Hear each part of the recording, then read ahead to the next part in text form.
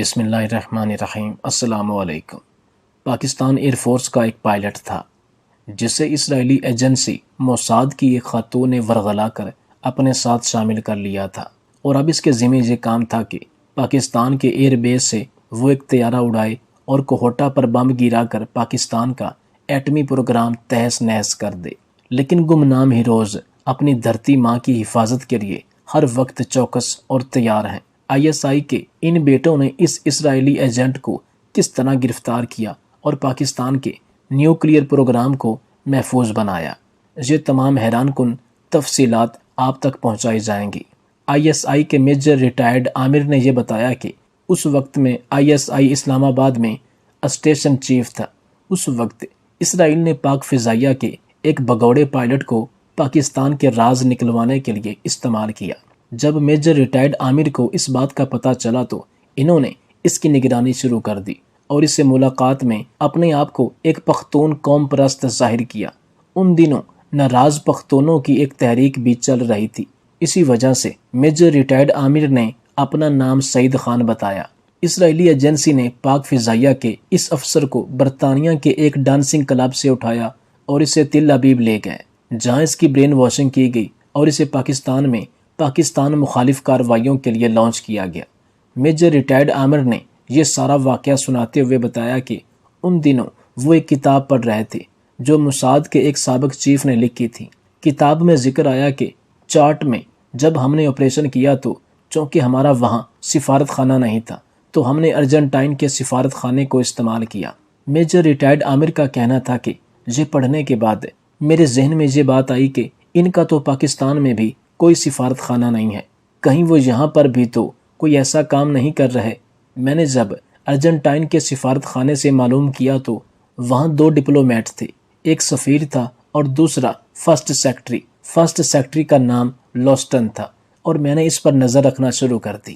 ایک دن لوسٹن اڈیالہ جیل گیا، وہاں سے میں نے معلومات حاصل کی تو پتہ چلا کہ وہ یہاں پر ایک ایئر فورس کے پائلٹ سے ملا تھا جس کا کورٹ مارشل ہوا تھا۔ لوسٹن یہودی تھا اور امریکی سفارت خانے میں بطور ڈیفنس اتاشی بھی کام کرتا تھا۔ اس طرح ایک کڑی مجھے مل گئی۔ جب پائلٹ رہا ہو کر جیل سے باہر آیا تو میں نے اس کے پیچھے ایک آدمی کو لگا دیا جس نے اسے میرے بارے میں بتایا کہ یہ ایک پختون ہے جو فوج سے ناراض ہے۔ میجر ریٹائرڈ عامر نے کہا کہ میں نے 2 سال اس کے ساتھ کام کیا اور وطن عزیز کے خلاف اسرائیل اور بھارت کا پلان بے نقاب کر دیا۔ تو یہ کوئی پہلا واقعہ نہیں تھا کہ جب اسرائیل اور انڈیا نے مل کر پاکستان کا ایٹمی پروگرام ختم کرنے کی سازش کی۔ ISI کے گمنام ہیروز اس لیے چکنے اور مستعد تھے کہ اس سے قبل بھی اسرائیل اور انڈیا ایسی ناپاک حرکت کر چکے تھے۔ انڈین گجرات کے جمان گڑھ ایئر فیلڈ پر اسرائیلی جہازوں کا ایک سکواڈرن پاکستان کے کوہٹا ایٹمی پلانٹ پر حملہ کرنے کے لیے تیار تھا۔ یہ پلان اسرائیل اور بھارت نے مل کر تیار کیا تھا، جس کے لیے 5 جنگی جہاز تیار کیے گئے۔ اس بھارتی سکواڈرن نے پاکستان کے اندر بحر ہند سے گزرنے والے ایک بڑے مسافر جہاز کو نشانہ بنانے کا ٹارگٹ رکھا ہوا تھا اور بعد ازاں اسی نے کوہٹا ایٹمی پلانٹ پر بھی حملہ کرنا تھا۔ ایک بڑا مسافر بردار جہاز جو صبح سویرے بحر ہند کے اوپر سے پرواز کرتا ہوا اسلام آباد جانے والا تھا۔ ان کے پلان کا حصہ تھا کہ وہ ایک کمباٹ یا ٹائٹ گروپ کی شکل میں پرواز کرتے ہوئے پاکستان میں داخل ہوں گے تاکہ پاکستانی ریڈارز کو دھوکہ دیا جا سکے اور ریڈار آپریٹرز یہ سمجھیں کہ شاید یہ کوئی ایک ہی بڑا مسافر بردار جہاز ہے۔ پھر یہ لوگ کوہٹا پر بمباری کر کے اس کو تباہ کر دیں گے اور وہاں سے سیدھے جموں کشمیر جا کر قیام کریں گے اور نکل جائیں گے۔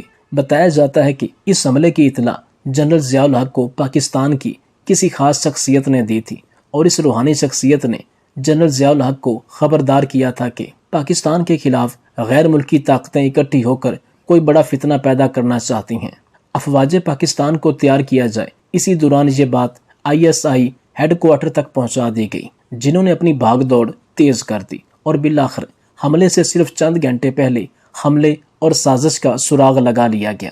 یہ حملہ صبح 4 بجے ہونا تھا اور جنرل ضیاء الحق کو رات 12 بجے اطلاع دی گئی۔ جنرل ضیاء نے ساری صورتحال کا تیزی سے جائزہ لیا اور فوری فیصلہ کیا کہ حملے کو روکا نہیں جائے گا بلکہ ناکام بنایا جائے گا تاکہ پاکستان کو جوابی حملے کا اشارہ مل سکے، اور فوراً ہی ایک بھرپور جوابی حملے کا پلان بنا لیا گیا۔ پاکستانی ایئر فورس کے 3 دستے تشکیل دیے گئے۔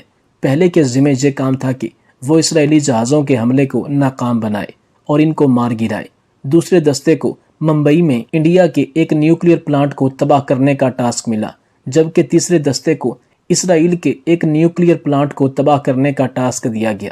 اس ٹاسک میں اہم بات یہ تھی کہ اسرائیل پر حملے میں پاکستانی جہاز وہاں ریفیولنگ نہ کر پاتے، اور یہ ان کا لازمی جز تھا، یعنی یہ ایک فدائی مشن تھا جس سے کسی کی واپسی ممکن نہیں تھی۔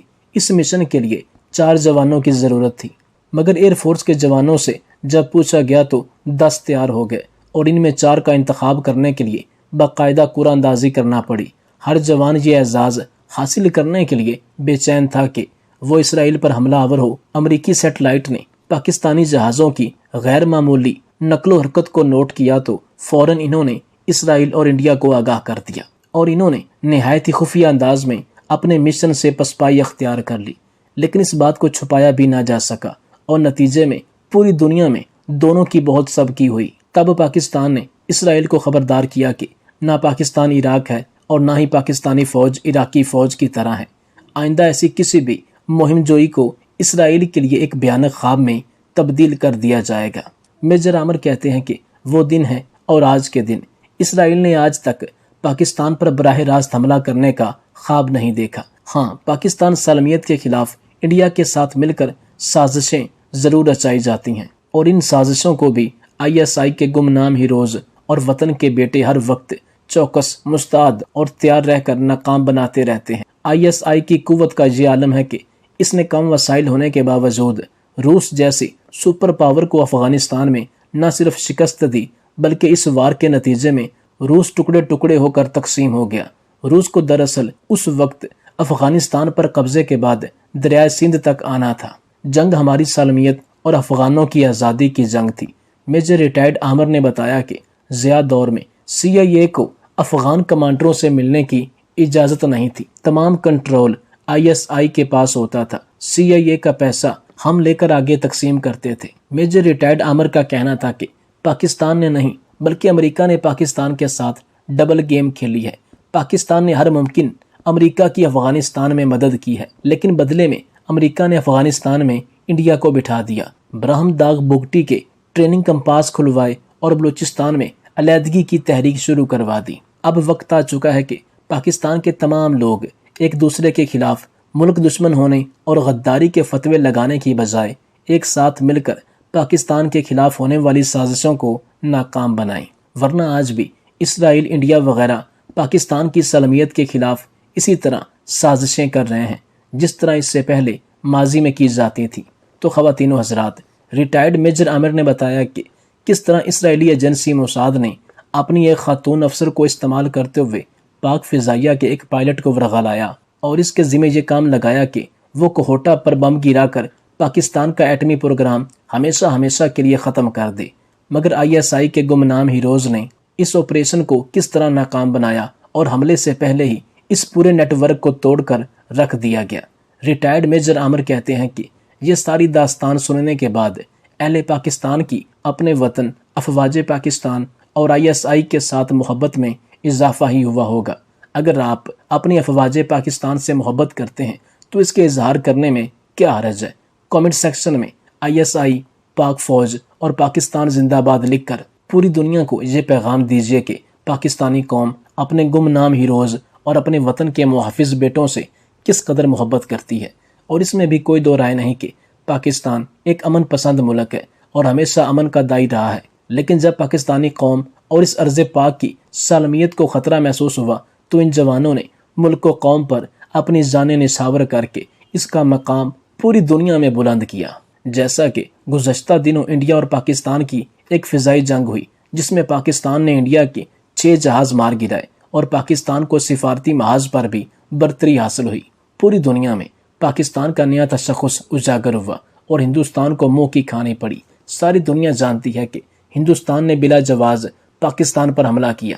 حملہ کرنے میں پہل کرنے کے بعد پاکستانی اداروں اور قوم نے صبر و تحمل سے کام لیا اور پھر ایسا جواب دیا کہ پوری دنیا نے دیکھا۔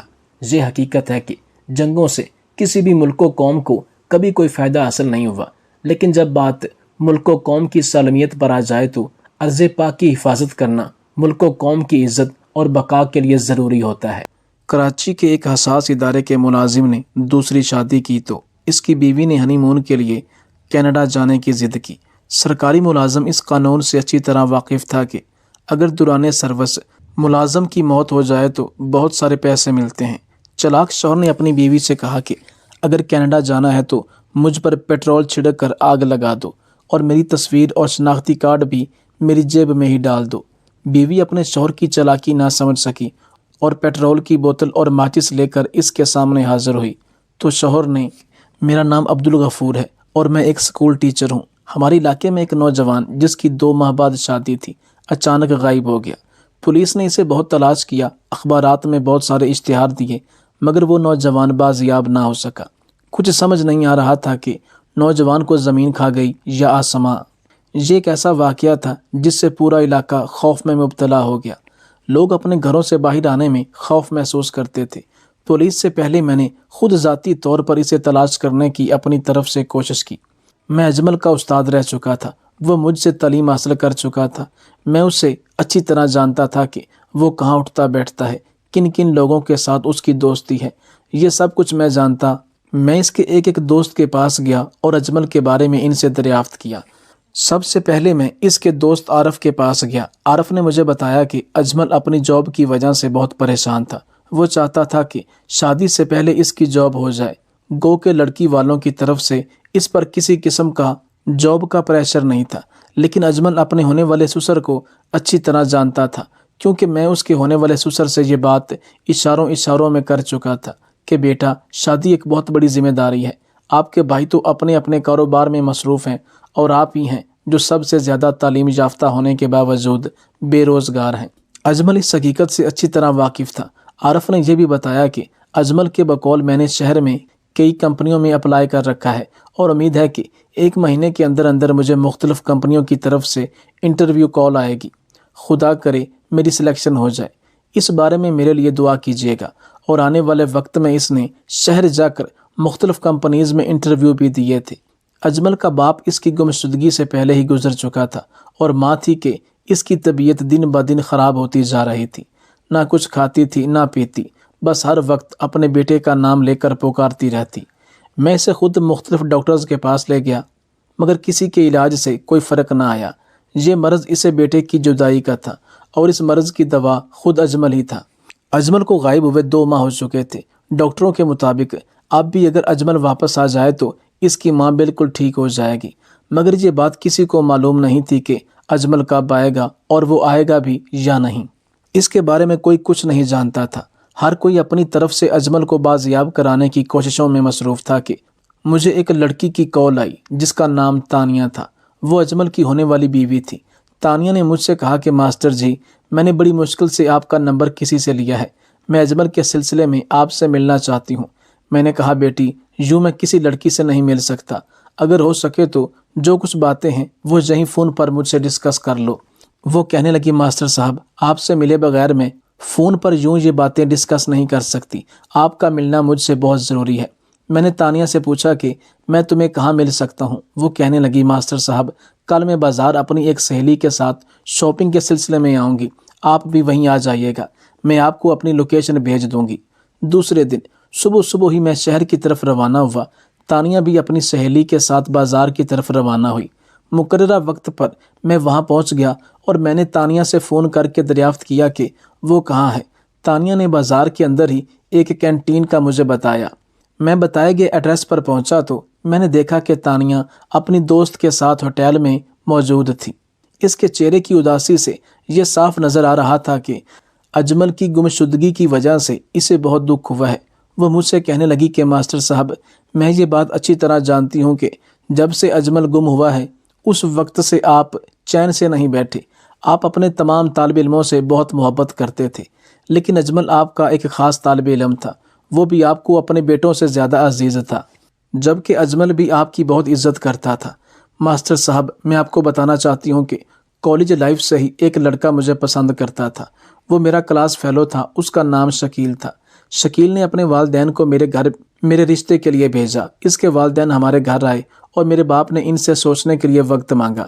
پھر جب ابا جان کو شکیل کے بیک گراؤنڈ کے بارے میں پتہ چلا تو اس نے اس رشتے کے بارے میں سختی سے منع کر دیا۔ شکیل کے والدین نے اپنے بیٹے کو بتایا کہ تانیہ کے والدین نے اس رشتے سے انکار کر دیا ہے۔ یہ خبر سن کر شکیل غصے سے پاگل ہو گیا۔ وہ کئی دنوں تک کالج نہ آ سکا کیونکہ میری اطلاعات کے مطابق اس نے خودکشی کی کوشش کی تھی، مگر اس کی جان تو بچ گئی، لیکن اس نے دوبارہ خودکشی نہیں کی اور کالج جوائن کیا۔ ایک دفعہ مجھ سے ملا تو کہنے لگا کہ تمہارے والدین نے مجھے ٹھکرا کر اچھا نہیں کیا، مجھ سے بہتر لڑکا تمہیں زندگی میں کبھی نہیں مل سکتا۔ خیر، اب تمہارے والدین نے مجھے ٹھکرا ہی دیا ہے تو میرا بھی فیصلہ سن لو۔ میرے علاوہ کسی نے بھی تجھ سے شادی کرنے کی کوشش بھی کی تو میں اسے زندہ نہیں چھوڑوں گا۔ یہ دھمکی مت سمجھنا، میں جو بات کہتا ہوں اس پر عمل کر کے بھی دکھاتا ہوں۔ کچھ ماہ بعد اجمل سے میرا رشتہ طے ہو گیا۔ میرے باپ کو اجمل کی جس عادت نے سب سے زیادہ متاثر کیا تھا وہ اجمل کی شرافت تھی۔ وہ غلط دوستوں کی صحبت میں نہیں بیٹھتا تھا، ہمیشہ اپنے والدین کا احترام کرتا اور ان کی خدمت میں لگا رہتا تھا۔ ہماری سادگی کے ساتھ منگنی طے ہوئی اور منگنی کے ایک ہفتے بعد اجمل غائب ہو گیا۔ ہو نہ ہو اسی لڑکے کا ہی یہ کام ہے۔ میں اس کی آنکھوں میں وحشت دیکھ چکی ہوں۔ خدا را آپ رازداری سے اس سے بات کریں، اس سے اجمل کے بارے میں پوچھیں۔ اگر وہ نہ مانے اور اس بات کا انکار کریں تو اس کے خلاف قانونی کارروائی کریں۔ میں تانیہ کے کہنے پر شکیل کے گھر گیا تو پتہ چلا کہ شکیل یہ ملک چھوڑ چکا ہے۔ اس کی شادی ہو چکی تھی اور شادی کے بعد وہ اپنی بیگم کو لے کر دبئی شفٹ ہو چکا تھا۔ میں نے اس کے پتے پر فون کیا تو شکیل نے کہا کہ ہاں میں نے یہ کہا تھا، لیکن میں ان سب چیزوں سے لا تعلق ہو چکا ہوں۔ مجھے تو تانیہ کے بارے میں کچھ پتہ ہی نہیں۔ میں اپنی زندگی میں ہی خوش ہوں۔ ایک وقت تھا جب میں تانیہ کے پیچھے پاگل تھا، لیکن اس کے بعد میری زندگی میں ایک ایسی لڑکی آئی جس نے میری زندگی ہی بدل ڈالی۔ اپنے تجربے کی بنیاد پر میں بھی اس نتیجے پر پہنچا کہ شکیل اس اغوا میں انوالو بالکل نہیں تھا۔ اجمل کو ڈھونڈنے کی کوشش جاری تھی کہ ہمیں ایک ایسی خبر ملی جس کو سن کر ہمارے پیروں تلے زمین نکل گئی۔ ہر کسی کے لبوں پر بس یہی دعا تھی کہ کاش وہ اجمل نہ ہو۔ خبر ملی کہ فیصل آباد کے کسی علاقے میں ایک جلی ہوئی لاش ملی ہے۔ ایک حساس ادارے کے ملازم نے خود کو جلا دیا تھا۔ لاش سے شناختی کارڈ بھی ملا اور کچھ کاغذات بھی جلی ہوئی حالت میں ملے تھے۔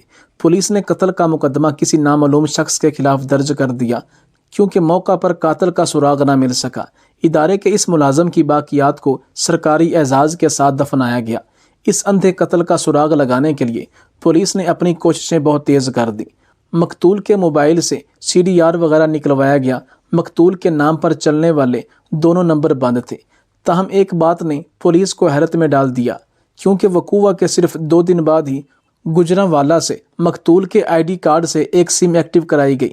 پولیس کو بڑی مشکل کے بعد یہ اشارہ ملا۔ گجرانوالہ میں جس جگہ نمبر ایکٹیو تھا وہاں چھاپا مارا گیا، تاہم اس گھر کے مرکزی دروازے پر تالا لگا ہوا تھا۔